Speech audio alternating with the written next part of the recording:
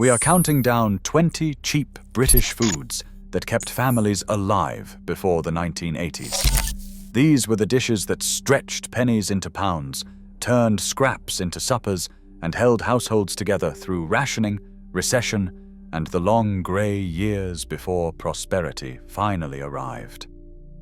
From offal that made grown men wince to clever tricks that fooled hungry children into thinking they were eating well, each entry reveals the ingenuity and grit that defined working-class Britain.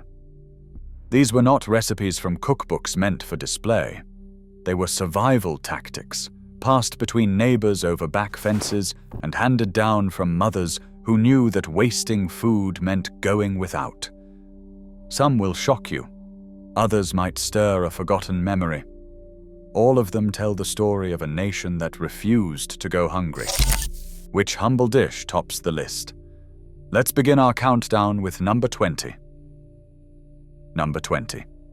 Fish paste sandwiches were the working man's packed lunch and the schoolchild's midday burden, a staple so common it barely warranted mention, yet so persistent it fed millions through the lean decades.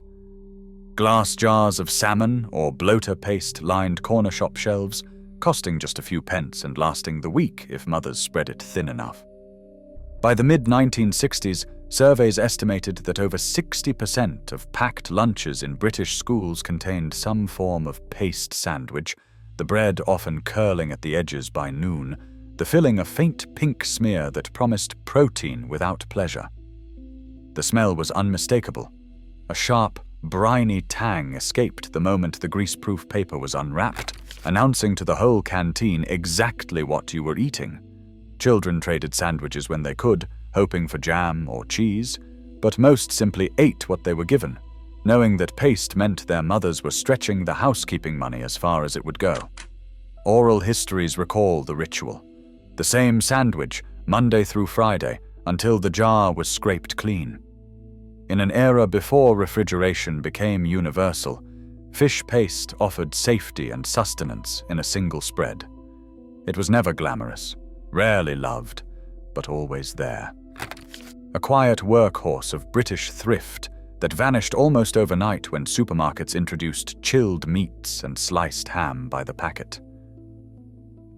Number 19.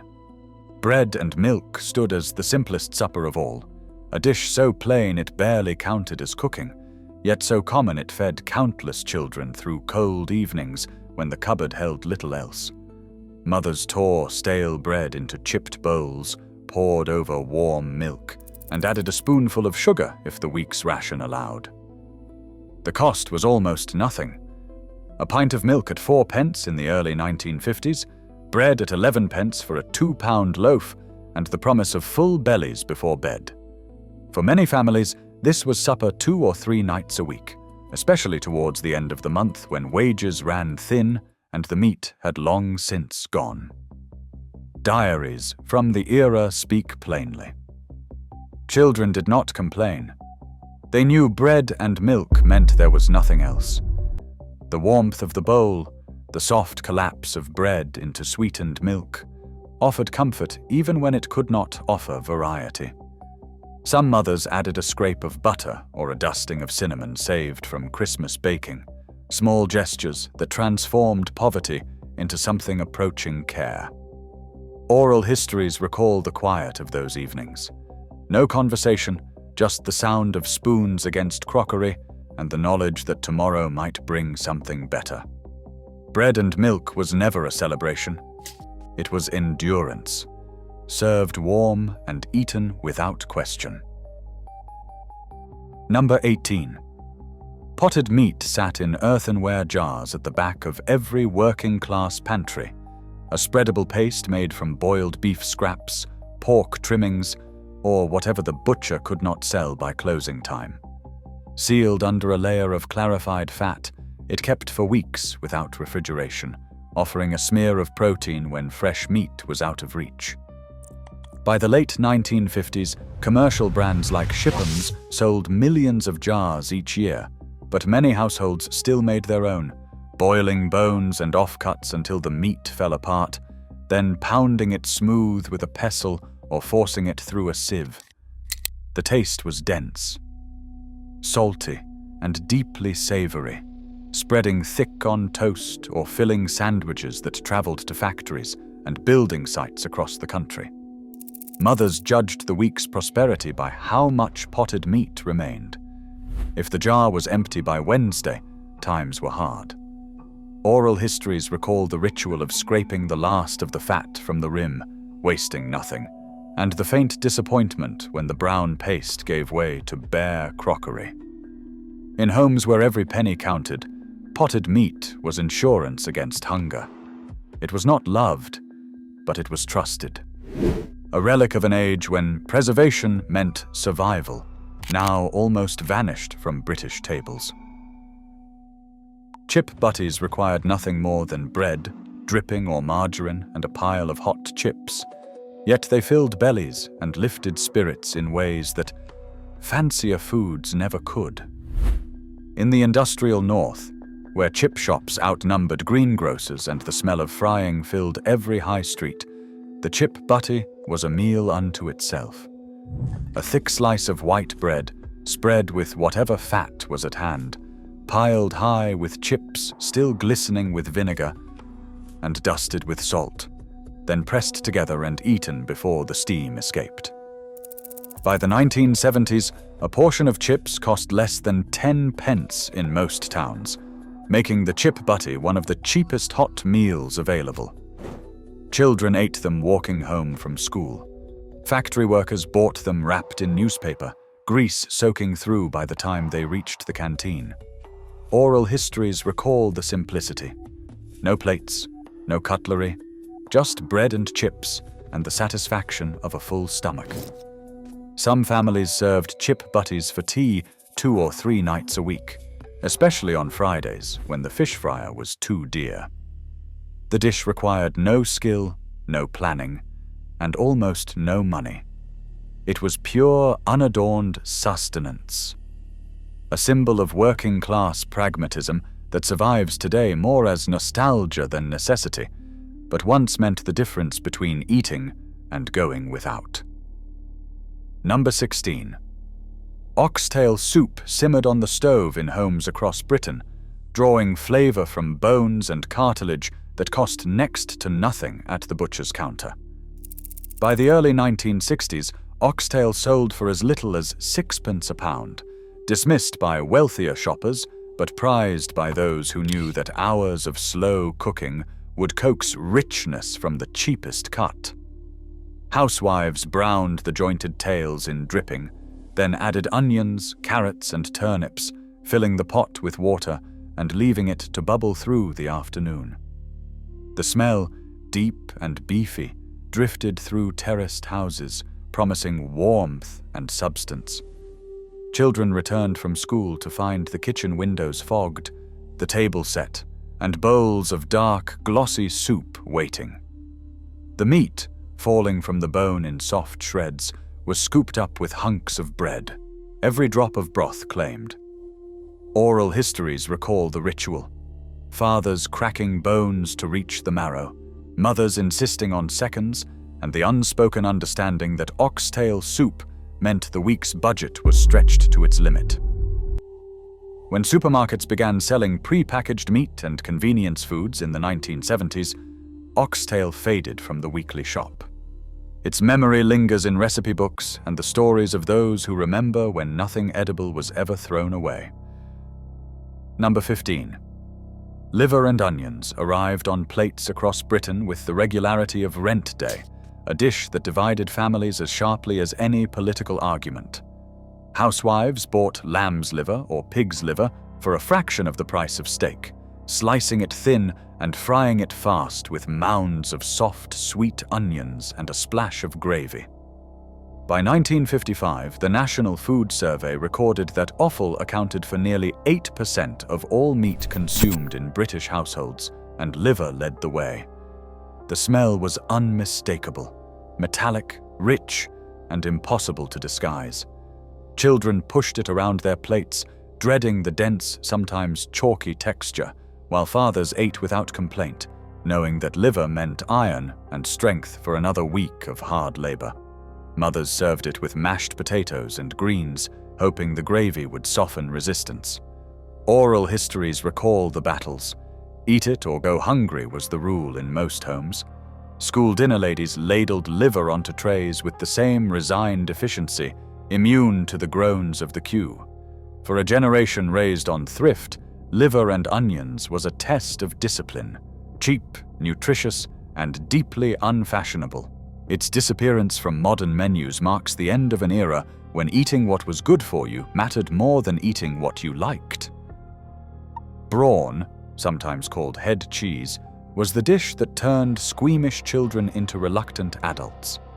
It was made by boiling a pig's head until the meat fell away. The meat was then pressed into a mold with the natural gelatin from the bones. Brawn set into a quivering, savory loaf, sliced cold for tea. By the early 1950s, a pig's head cost only a shilling or two at the butcher's, and nothing was wasted. Ears, cheeks, tongue, and snout all went into the pot, simmered for hours until the kitchen filled with a rich, porky steam. Mothers turned the finished brawn out onto a plate, its mottled surface glistening, and served it with pickles and bread. The taste was mild, the texture gelatinous, and the appearance was enough to put off anyone who thought too hard about what they were eating. Oral histories recall the ritual. Fathers sliced brawn at the table. Children watched with a mix of fascination and horror. And there was the rule that you ate what was put in front of you.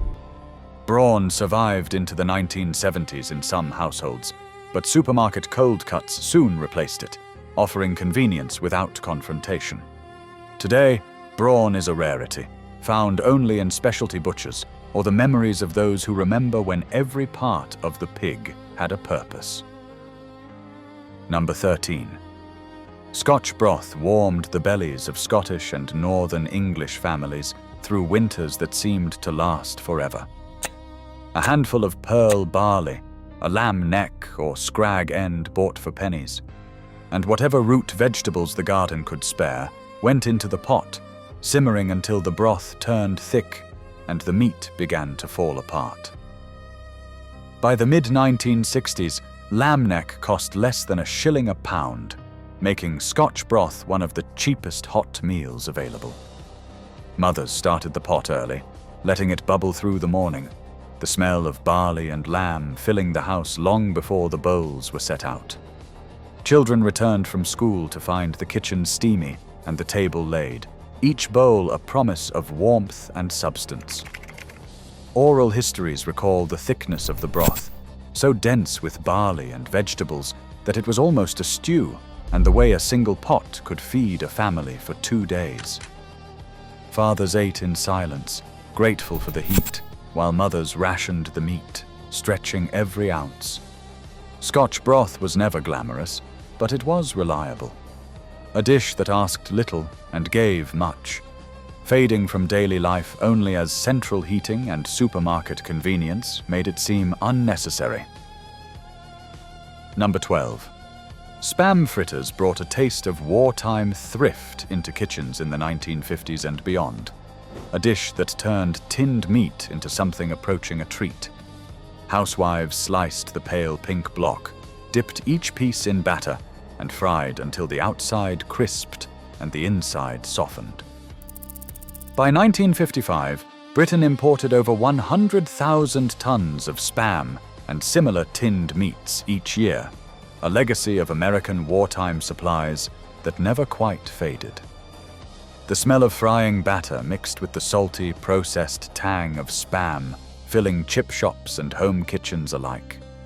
Children loved the crunch, the novelty, and the fact that fritters felt like a Friday treat, even when they appeared midweek.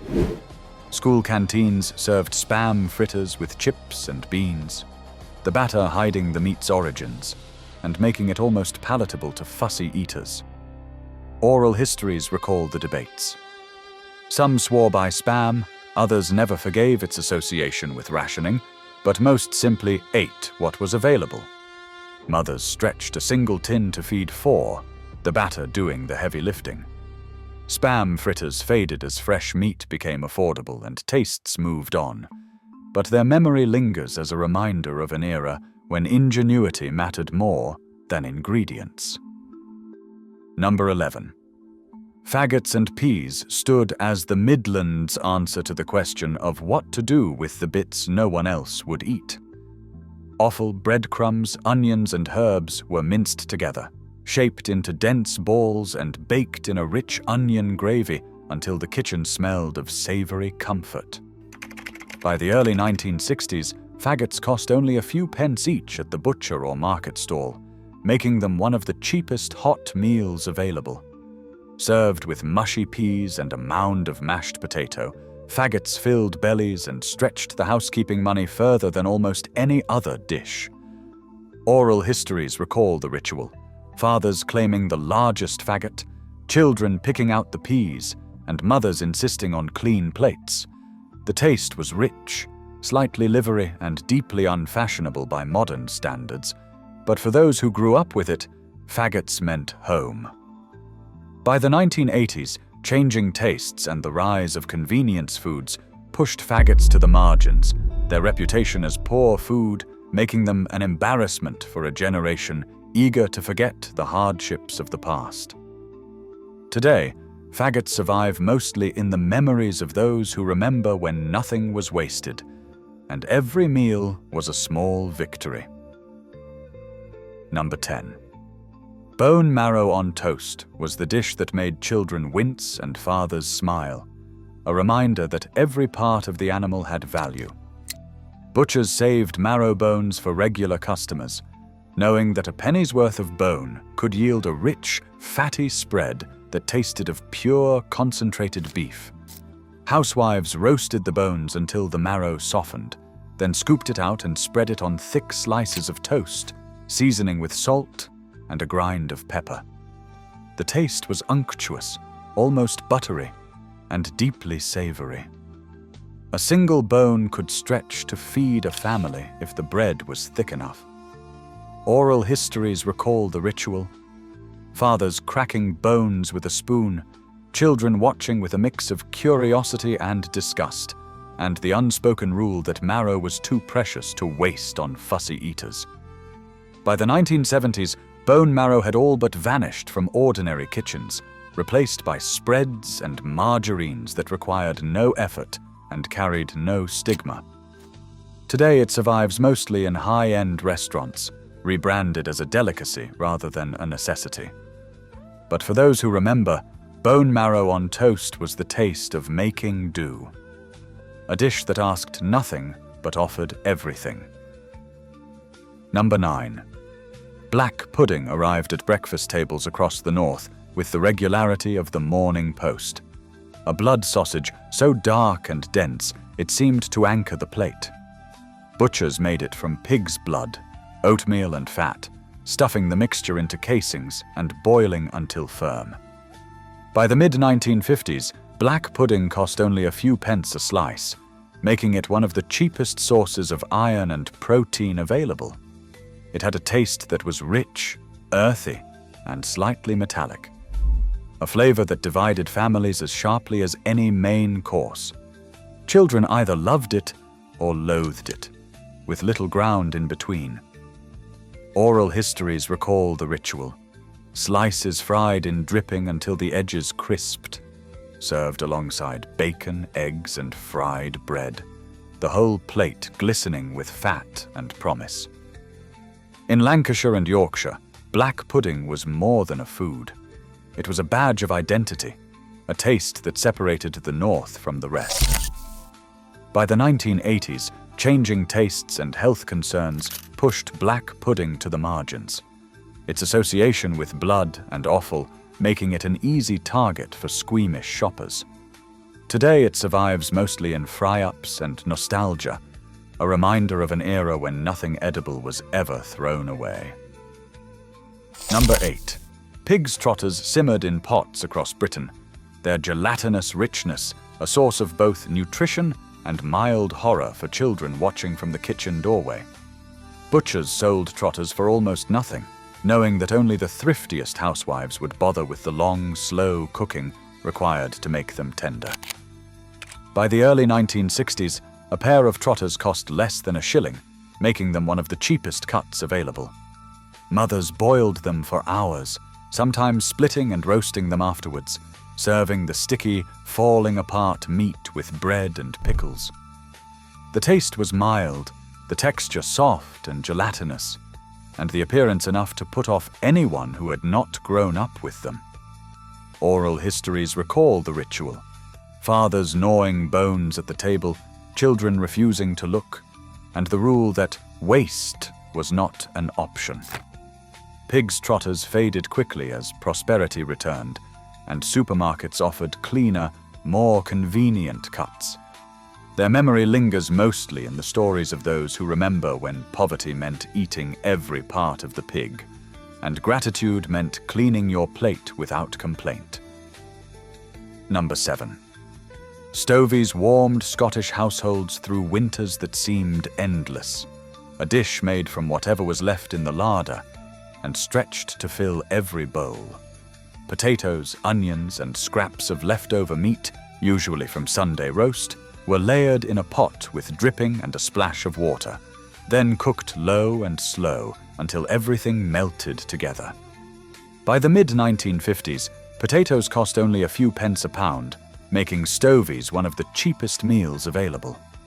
The smell, rich and savory, filled the kitchen long before the pot was ready, drawing hungry children to the table with the promise of warmth and substance.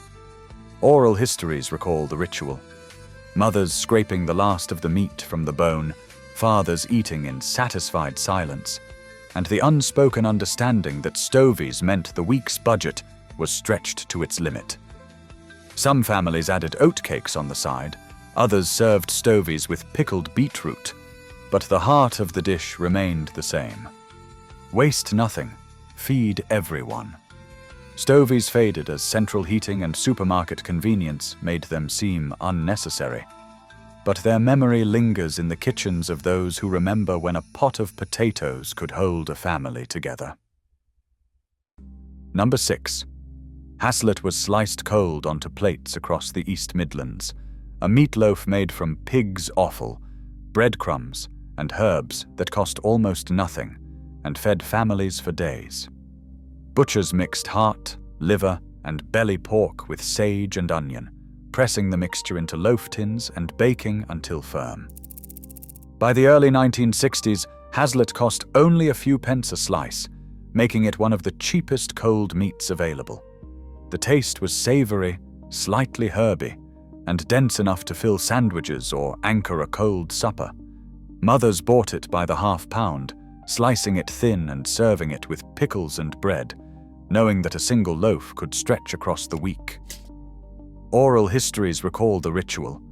Fathers claiming the end slices, children picking out the herbs, and the unspoken rule that Haslet meant the housekeeping money was running low. By the 1980s, supermarket cold cuts had replaced Haslet in most homes, their uniform slices and familiar brands pushing the old meatloaf to the margins. Today, Haslet survives mostly in local butchers and the memories of those who remember when offal was a staple, not a curiosity. Tongue arrived at the table sliced thin and cold, its smooth pink surface a test of nerve for anyone squeamish about what they were eating. Butchers sold ox tongue and lamb's tongue for a fraction of the price of other cuts, knowing that only the most resourceful housewives would bother with the long preparation required. By the mid-1950s, tongue cost less than a shilling a pound, making it one of the cheap proteins available. Mothers boiled the tongue for hours, peeled away the rough outer skin, and pressed it into a mold until it set firm. Served cold with salad or sliced for sandwiches, tongue offered a mild, slightly sweet flavor that won over even reluctant eaters.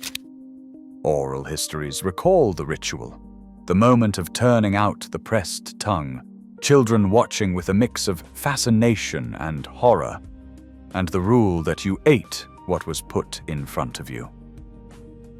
Today, it survives mostly in delicatessens and in the stories of those who remember when every part of the animal had a place on the plate. Number 4. Nettle soup appeared in kitchens during the leanest weeks, a dish made from foraged greens that cost nothing at all. Housewives gathered young nettle tops from hedgerows and waste ground, wearing gloves to avoid the sting. They boiled the leaves with onions, potatoes, and a splash of stock until the soup turned vivid green. By the early 1950s, the Ministry of Food pamphlets still encouraged foraging as a way to supplement rations, and nettle soup was among the most commonly recommended recipes. The taste was mild, slightly grassy, and surprisingly pleasant once the sting was cooked away. Mothers served it with bread, stretching a free ingredient into a meal that filled bellies and kept hunger at bay. Oral histories recall the ritual. Children were sent out with baskets and gloves, mothers sorting the best leaves, and there was a quiet pride in serving something that cost nothing but effort.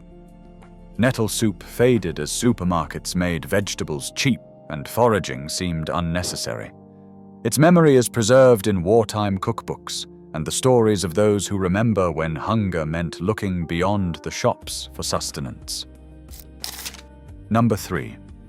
Sheep's head broth simmered on stoves across Scotland and the north of England, a dish that asked diners to confront exactly what they were eating.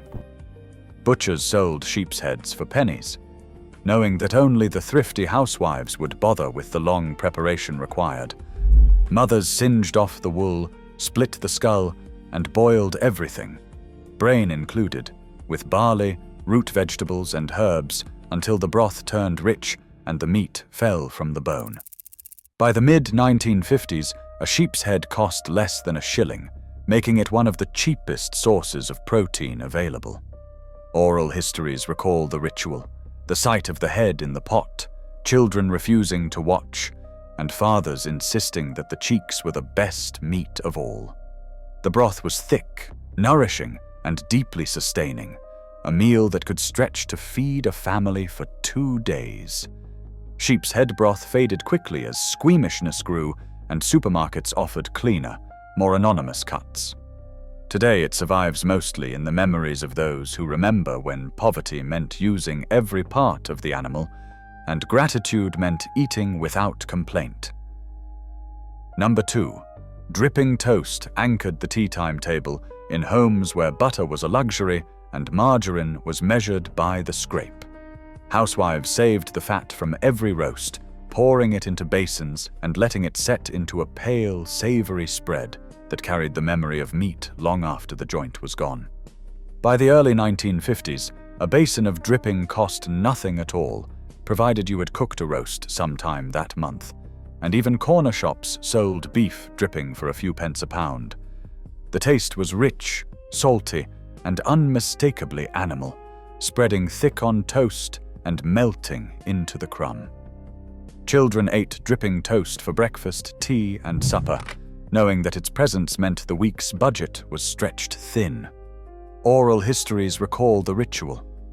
Mothers rationing the dripping, fathers claiming the brown jelly at the bottom of the basin, and the unspoken understanding that dripping meant making do. By the 1970s, vegetable oils and margarine had replaced dripping in most homes, its association with poverty making it an embarrassment for a generation eager to move on. Today, dripping toast survives mostly in nostalgia, a reminder of an era when every scrap of fat had value and waste was unthinkable. Oxo and Bovril drinks warmed the hands and bellies of a nation that often had nothing else to offer. A single cube or spoonful dissolved in hot water produced a savory, beefy broth that cost almost nothing and filled the gap when food ran short. By the mid-1950s, Oxo sold over 100 million cubes a year in Britain, and Bovril jars lined the shelves of every corner shop, their dark, sticky contents promising strength and warmth. Mothers made Oxo drinks for children home from school, for fathers returning from night shifts, and for themselves when the housekeeping money ran out before payday. The taste was salty, meaty, and deeply comforting, a reminder that something warm was better than nothing at all. Oral histories recall the ritual. Cubes crumbled into chipped mugs, the smell of beef rising with the steam, and the quiet understanding that Oxo meant the cupboard was bare. During the coldest winters, Oxo and Bovril drinks replaced meals entirely, their thin nourishment enough to stave off hunger until wages arrived. By the 1980s, prosperity had made such measures unnecessary, and the drinks faded from daily life. Today they survive mostly as a nostalgic addition to gravy or a warming treat on cold days. But for those who lived through the lean years, Oxo and Bovril drinks were more than a convenience. They were survival in a mug, the taste of endurance, and proof that even the smallest comfort could carry a family through the hardest times. Across all 20 entries, from the humble fish paste sandwiches that opened our list to the warming Oxo and Bovril drinks at the very top, these cheap British foods tell a powerful story of survival, thrift, and determination.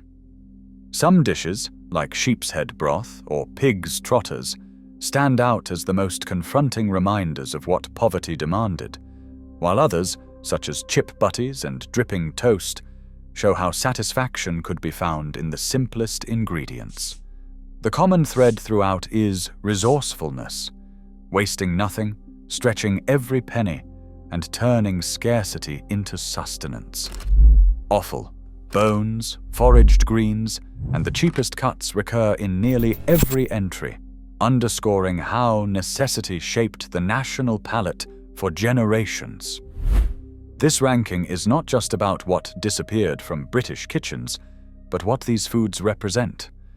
It is the resilience of working-class families, and the deep cultural memory woven into every steaming bowl and humble slice. In the end, these 20 lost foods are more than recipes. They are the taste of a generation that endured, adapted, and against the odds kept their families alive around tables that never went empty.